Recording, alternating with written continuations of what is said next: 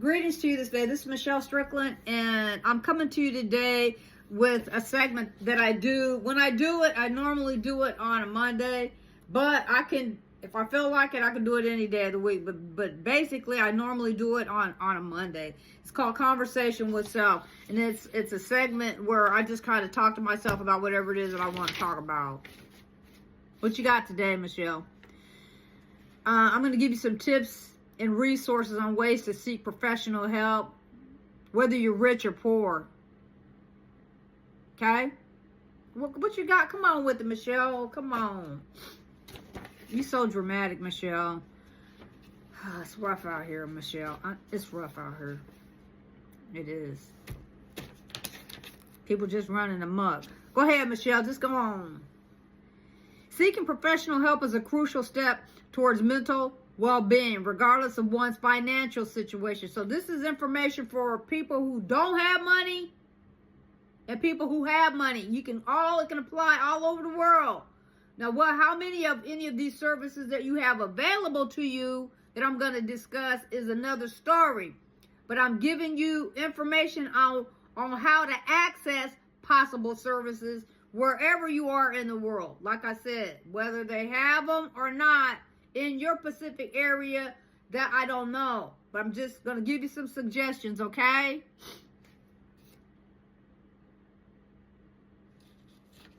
For people with limited financial resources, community mental health centers. Many communities have public mental health centers that offer low cost or sliding scale fee services based on income, okay?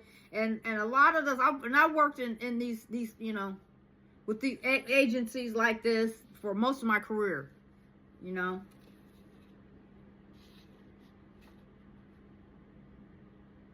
Nonprofit organizations. Nonprofit organizations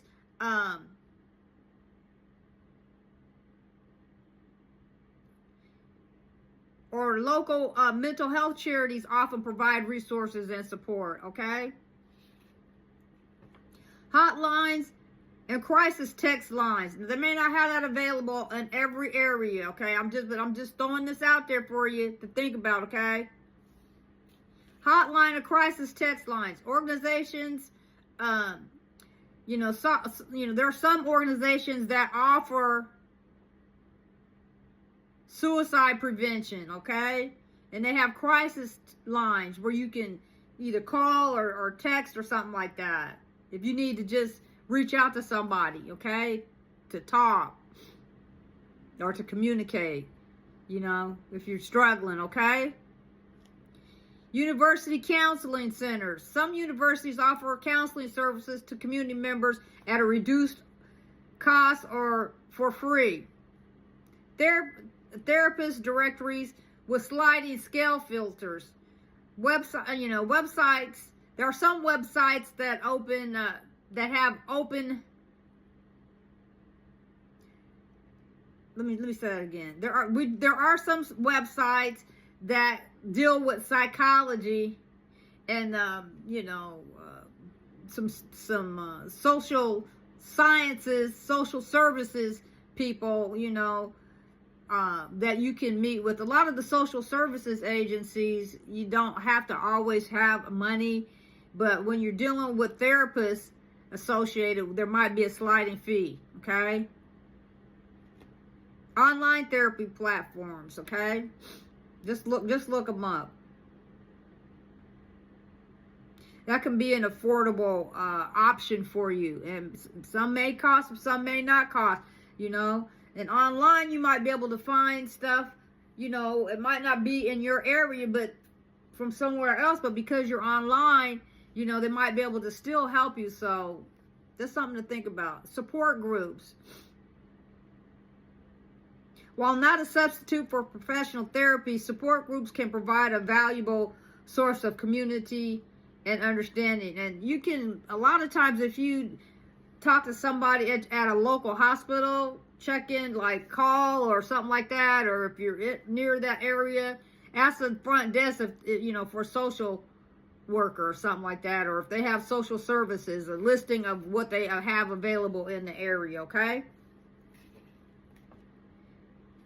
your employee assistance programs, okay, in the United States, at least. I don't know about some of the other countries, but, and you know, local training institutes. You know, we have a lot of medical facilities here in my area. We got a lot of scientists in my area, and so I'm sure a lot of them offer opportunities, but this is the only place. Wherever you're at, you know, find the local training facility that trains medical personnel, okay, or your, you know, social workers and stuff like that, like your schools, and see if they have anything available, because a lot of times they might use their students for training purposes, okay? For people with financial resources, private practice therapists, psychiatrists and psychologists. There's therapy apps and platforms. I've used. I've had a psychologist that I dealt with online. You know, concierge or executive mental health services, holistic or alternative therapies, and a lot of people, you know, who have money. A lot of them do holistic things. You know. That encompasses a lot of different types of therapies. You can just look it up. I'm just trying to give you an idea. Right, Michelle? Right. Some of the stuff I worked in for nonprofit agencies, you know, most of my career. There was maybe about 5-6 years. I also, because I worked 2 and 3 jobs, okay? So, but one of my jobs was for a profit, but I also had, you know, another job where it was nonprofit, working both jobs. So, mostly I did nonprofit for my main career. So I'm used to doing all of this, you know. I used to get people help and all of that, a lot of my students, and then, you know, I would help them out, stuff like that.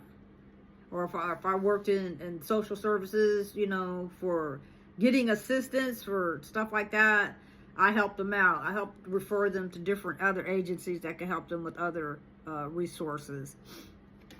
Workshops and retreats, you know, a lot of employers deal with workshops and retreats, and I think those are very important, because you might get information to your employees that, you know, it's not really something that you really discuss when you're doing your day-to-day daily tasks, you know. But I think that it's good to have retreats and workshops to get people away from the office, so that they can kind of unwind a little bit, but also, you know, receive information that can be beneficial to them and helping to be more positive influence in you know, in their environments, you know. Well, Michelle, that's it.